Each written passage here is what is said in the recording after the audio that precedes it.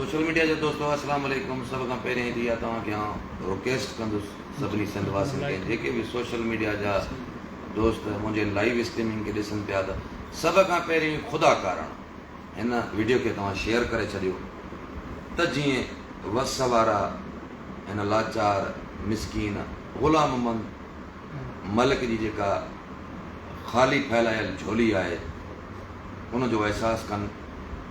असल में ही कुछ ॾींहंनि खां वठी हिनखे हिकिड़ो दोस्त हिते प्रेस क्लब ते खणी आयो हुयो, पर असां हिते कोन हुआसीं, ॿाहिरि वियल हुआसीं, पर हींअर वरी उनखे दोस्त खणी हिते पहुतो आहे जेको उनजी मदद जे लाइ।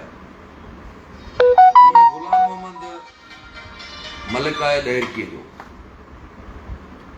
थोरो ज़ूम करे ॾिसोसि, थोरो ज़ूम कजांसि मुश्ताक। हिन जी हालत तव्हांजे साम्हूं ई आहे, तव्हां ॾिसंदा हूंदो त हिनखे बीमारी 5 सालनि खां वठी बिस्तरे बीड़ो करे छॾियो आहे। शादीशुदा आहे, 2 ॿार भेन आहे, ॿुधाए थो त 2 ॿार बि आहिनि, मज़दूरी करे अॻे ॿारनि जो पेट पालींदो हुउसि, पर 5 सालनि खां वठी या त बिस्तरे बीड़ो आहे या त वरी जेके लोकल सरकारी अस्पतालूं आहिनि जिते डिस्प्रीन बि मुश्किल सां कंहिं मरीज़ खे मिलंदी आहे, उन्हनि अस्पतालनि में ही ज़िंदगी ऐं मौत जे वेवाटे ते बीठल आहे। डॉक्टरनि पारां हिनखे गले जो गदूद ॿुधायो वियो आहे। उन लाइ हिन जो इहो चवणु आहे त हिनखे डॉक्टरनि कंहिं सतीवान वटि इलाज कयो। हीअ ॻाल्हाइण खां कासिर आहे, हिन करे तव्हांखे हिन जी सॼी कहाणी पियो ॿुधायां थी, ॻाल्हाइण खां बि कासिर आहे। डॉक्टर सतीवान वटि मीरपुर माथिलो में सरकारी मीरपुर माथिलो जी DHQ अस्पताल में कुझु हिन पाण खे जीअंदान ॾियण जे लाइ उन खां दवा वठंदो रहियो। पोइ ही गिम्स वियो, कंहिं अलाह वारे हिनखे किरायो ॾेई करे गिम्स मोकिलियो, पर गिम्स वारनि बि हिनखे कराची जे अस्पतालनि में वञण जे लाइ चयो आहे। पर उन डॉक्टरनि खां जॾहिं हिन पुछो त इलाज ते ख़र्च घणो आहे, जेके टेस्टूं आहिनि, डॉक्टरनि पारां हुनखे जेको तख़मीनो लॻाए ॾिनो वियो त 3 खां 4 लख रुपए में तुंहिंजूं टेस्टूं बि थींदियूं ऐं गले जो जेको गुदूद आहे उनजो इलाज बि थींदो। पर ही ग़ुलाम मोहम्मद वटि ॿुधाए थो त मूं वटि एतिरी बि ताक़त कोन्हे जो आउं कराची किरायो करे वञी पहुचां। ग़ुलाम मोहम्मद तव्हां ॿुधायो, जेके असांजा ॾिसंदड़ आहिनि, केतिरे अरसे खां वठी हिन बीमारी सां विढ़ो पिया? 5 साल। 5 साल। छा कंदा हुया अॻ में? मज़दूरी कंदा हुआ। थोरो नज़दीक करे। अच्छा, मज़दूरी कंदा हुया। पहिरियों मज़दूरी कंदा हुआ, वरी शादी कयमि, उनको पोइ माना तबियत ख़राब थी वई, माना वयमि डॉक्टर ने उन्हें चयो जो जिगर कम न कयो, उन्हें वरी मूंखे उहे दवाई ॾिनी जिगर जो। असल मसलो गले जो। पोइ उहे मां कुझु कोई करे उनको पोइ मां वयमि मेरपुर, उन्हीं चयो खां लेबोरेटरी टेस्ट कराई सतीवान जी। लेबोरेटरी जे वयमि, उन्हीं चयो 15,000 ख़र्चो सिर्फ़ु माना गले जे गदूद जी टेस्ट जो। तो असां बड़े पटे सटे करायोसीं, उनमें माना 70% गदूद हुयो। उनको पोइ 2 साल माना उन इलाज हलायो मुंहिंजो। 2 सालनि खां पोइ मां पुछियो, मां चयो डॉक्टर साहब फ़र्क़ु मूंखे नथो पए, हे तूं मां 15 गोरियूं डेली जी ॾिए थो। उन चयो त माना हे सिर्फ़ु तोखे रोकी बीठी वञे, बाक़ी जेको आहे तोखे फ़ाइदो न ॾींदो। मां तूं पहिरें मूंखे ॿुधाए न, मां ग़रीब माण्हू, तूं हाणे डेली मूंखे दवा लिखी ॾींदो 800-900 जी, मां काॾूं हाणे।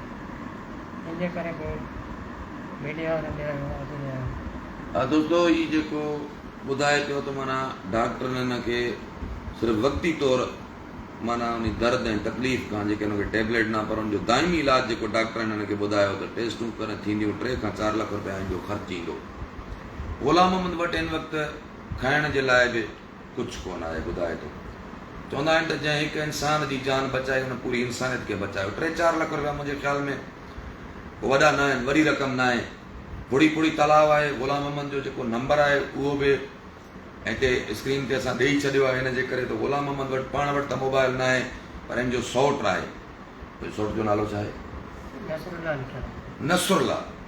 नसरुल्ला जे नाले सां हुनजो मोबाइल नंबर उते असां ॾेई छॾियो आहे। जेको हुनजो मोबाइल नंबर आहे उहो बि तव्हां स्क्रीन ते ॾिसंदा हूंदो, त हिनजो मोबाइल नंबर ॾिनल आहे, छो त हिन वटि पाण वटि मोबाइल बि न आहे जो राब्तो करे सघे।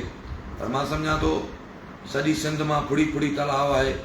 जेकॾहिं जो ग़ुलाम मोहम्मद जी मदद कंदो हिन बेसहारा लाचार मिसकिन जी मदद कंदो त अलाह तव्हांखे हिन जियान में बि ॾींदो ऐं अॻे जियान में बि अलाह ताला इन जो अजर तव्हांखे ज़रूरु ॾींदो। हीउ बेसहारा आहे, ख़ाली झोली खणी पहुतो आहे कंहिं सदावारे जी जेकॾहिं ख़ाली झोली जेकॾहिं तव्हां भरींदा वे अलाह वरी तव्हां जूं झोलियूं वधीक भरींदो। उमेद त दोस्त हिन वीडियो खे वधि खां वधि शेयर कंदा ऐं हिन बीमार लाचार बेसहारा ग़ुलाम अहमद मलिक जी जेका आहे तव्हां मदद कंदव त अलाह ताला ज़रूरु तव्हांजी मदद कंदो। जेको बि दोस्त राब्तो करणु चाहे हिन जो नंबर डायरेक्ट पंहिंजो ॾिनल आहे। जेकॾहिं को अलाह वारो हिन सां मिलणु चाहे त हीउ मुस्तफ़ाबाद कॉलोनी में रहे थो। कहिड़ी गली में रहंदा आहियो? मसण कॉलोनी में ही ग़ुलाम अहमद रहे पियो। ऐं जेकॾहिं को दोस्त डायरेक्ट वञी करे हिन जी मदद करणु चाहे त हिन जी मदद करे सघे थो। जंहिं हिकु इंसान जी जान बचाई उन पूरी इंसानियत खे बचायो। पैसा न खपनि, चए थो मुंहिंजो इलाज कराए ॾिनो। जेकॾहिं को अलाह वारो हिन जो इलाज कराए कराची वठी वञी करे हिन जो इलाज कराए, चए थो मूंखे पैसा न खपनि, चए थो मुंहिंजो सिर्फ़ु वञी इलाज कराइनि। न वॾी ॻाल्हि करे चई त मूंखे पैसा न खपनि, पर जेकॾहिं को अलाह वारो मूंखे कराची वठी वञी टेस्टूं कराए ऐं मुंहिंजो इलाज कराए त उनखे हुनजे बचड़नि खे दुआऊं कंदुसि। अलाह ताला हुनजे बचड़नि खे आबाद रखंदो जेके हिन ग़ुलाम अहमद जी मदद कंदा। हिन वीडियो खे दोस्तो वधि खां वधि शेयर कयो त जी ग़ुलाम अहमद जी माली मदद थी सघे, हिन जो इलाज थी सघे, हिन जी ज़िंदगी बची सघे। महिरबानी दोस्तो।